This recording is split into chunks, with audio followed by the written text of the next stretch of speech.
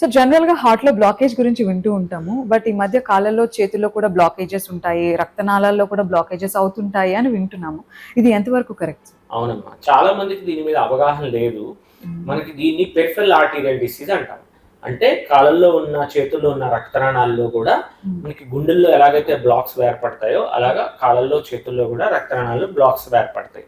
గుండెకైనా supply చేయడానికి రక్తనాళాలే కావాలి, చేతులకైనా రక్తనాళాలే కావాలి, కాళ్ళకైనా రక్తనాళాలే కావాలి.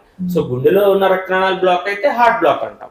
అలాగా చేతులు కాళ్ళల్లో ఉన్న రక్తనాళాలు కూడా బ్లాక్ అయితే మనము పెరిఫెరల్ ఆర్టీరియల్ డిసీజ్ అంటాం. ఈ పెరిఫెరల్ ఆర్టరీస్ సో వాటికి కూడా సేమ్ హార్ట్ ఎలాగైతే ట్రీట్మెంట్ చేస్తారో దీనికి కూడా ట్రీట్మెంట్ ఆప్షన్స్ అలాగే ఉంటాయి. Okay, so peripheral arterial disease కి చిరంజీవి హాస్పిటల్స్ లో ఎలాంటి ట్రీట్మెంట్ అందిస్తారు? ఈ పెరిఫెరల్ ఆర్టీరియల్ డిసీజ్ అనేది చాలా కామన్ గా మనకి షుగర్ పేషెంట్స్, తర్వాత స్మోకింగ్ చేసే వాళ్ళల్లో, బీపీ ఉన్న వాళ్ళల్లో, కొలెస్ట్రాల్ అన్కంట్రోల్ ఉన్న వాళ్ళల్లో, ఈ అందరిలో కూడా మనం కామన్ గా చూస్తుంటామమ్మా. మనకి సిమ్టమ్స్ ఎలా ఉంటాయంటే సడన్ గా కాళ్ళలో నొప్పి రావటము, కొంచెం దూరం నడవంగానే ఇంకా నడవలేకపోవటము, కాళ్ళలో పిక్కలు పట్టేయటము, కుండ్లు పడిపోవటము, కాలు వేళ్ళు నల్లపడము, కాలు నల్లపడము, ఇలాంటి ప్రెజెంటేషన్స్.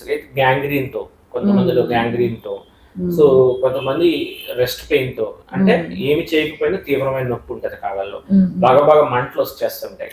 అలాంటి ప్రెజెంటేషన్ తో, తీవ్రమైన నొప్పితో కూడా ప్రెజెంటేషన్ ఉంటుందమ్మా ఈ ప్రాబ్లమ్స్ ఉన్న వాళ్ళలో. దీనికి మనకి ఇలా ప్రెజెంట్ అయినప్పుడు మన చిరంజీవి హాస్పిటల్లో వాస్కులర్ ల్యాబ్ అనేది ఒక ప్రక్రియ ఉంది, ఒక పరికరం ఉంది. దాని ద్వారా మనకి ఎక్కడ బ్లాక్ ఉంది, ఎంత పర్సెంటేజ్ బ్లాక్ ఉంది, మన రక్తనాళం వయసు ఎంత ఉంది అనేది కూడా చెప్తుంది అనమాట. ఆర్టీరియల్ ఏజ్ అంటాం. మన మామూలుగా మన వయసుతో పాటు మన రక్తనాళం ఏజ్ కూడా కోరిలేట్ అవ్వాలి.